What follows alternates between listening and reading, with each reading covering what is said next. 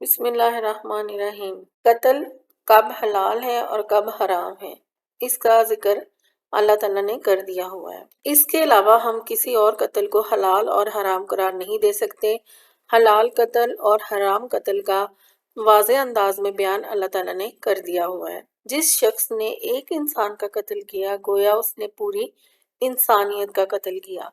تو آج کل جو غیرت کے نام پر قتل ہو رہے ہیں، اور خاص طور پر یہ جو ٹوبہ ٹیک سنگھ کا واقعہ ہے جس میں غیرت کے نام پر ایک بچی کو قتل کیا گیا ہے، یہ ایک سراسر ناانصافی ہے۔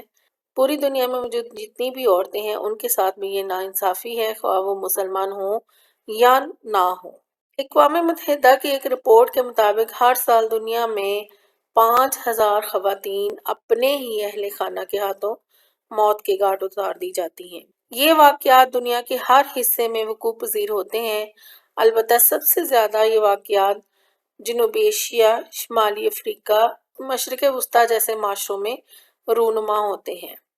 یورپ، امریکہ، ترکی سمیت عرب خاندانوں میں غیرت کے نام پر قتل عام ہوتا ہے، جن میں ان کے والد، بھائی یا شوہر خواتین کو حکم عدولی کی پاداش میں موت کی آغوش میں سلا دیتے ہیں۔ پاکستان میں چونکہ روایتی خاندانی اور قبائلی نظام موجود ہے، لہٰذا یہاں اس فعل کو کر گزرنے کا سلسلہ آج تک نہیں رک سکا۔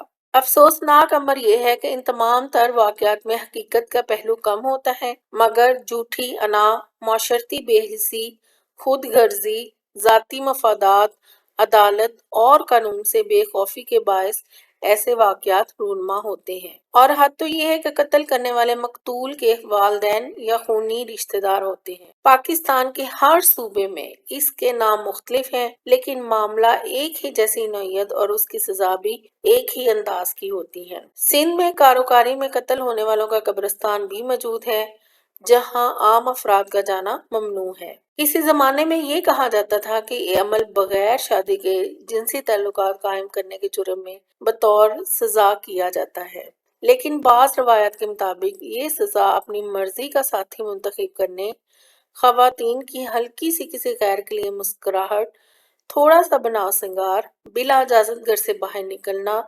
موبائل فون پر بات کرنا اور ٹی وی پر جلوہ افروز ہونے پر دی جاتی ہے۔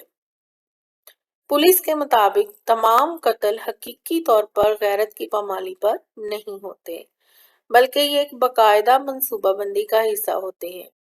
سندھ میں کاروکاری کے عمل میں اکثر مرد اپنے دیرینہ جھگڑے مٹانے، زمین اور زر کے حصول، قرض سے نجات، ناپسندیدہ بیوی سے چھٹکارا حاصل کر کے دوسری شادی کرنے سمیت بے شمار مقاصد کے حصول کی خاطر عورتوں پر غیر خاندان میں ناجائز تعلقات کا الزام لگا کر کاروکاری قرار دے کر انجام دیتے ہیں۔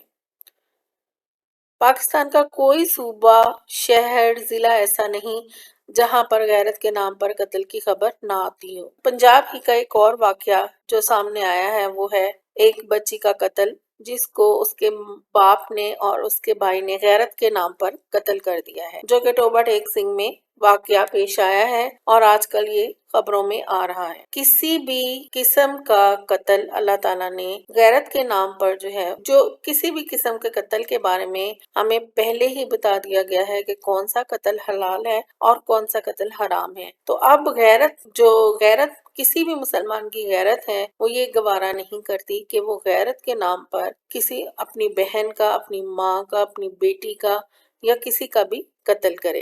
لیکن ہمارے روایتی اور قبائلی معاشروں میں عورت غیرت کا مقام رکھتی ہے، اور ہم اس معاملے میں بہت شدت پسند بن جاتے ہیں، جو مہذب معاشروں میں درست نہیں سمجھا جاتا۔ یہ ضروری ہے کہ ہم معاملات کو دینی تعلیمات کے مطابق صلہ رحمی سے سمجھنے اور نپٹانے کی کوشش کریں، کیونکہ اس سے ایک طرف تو معاشرے میں بہتری آئے گی اور دوسری جانب ملک کا وقار داغدار ہونے سے بچ سکتا ہے۔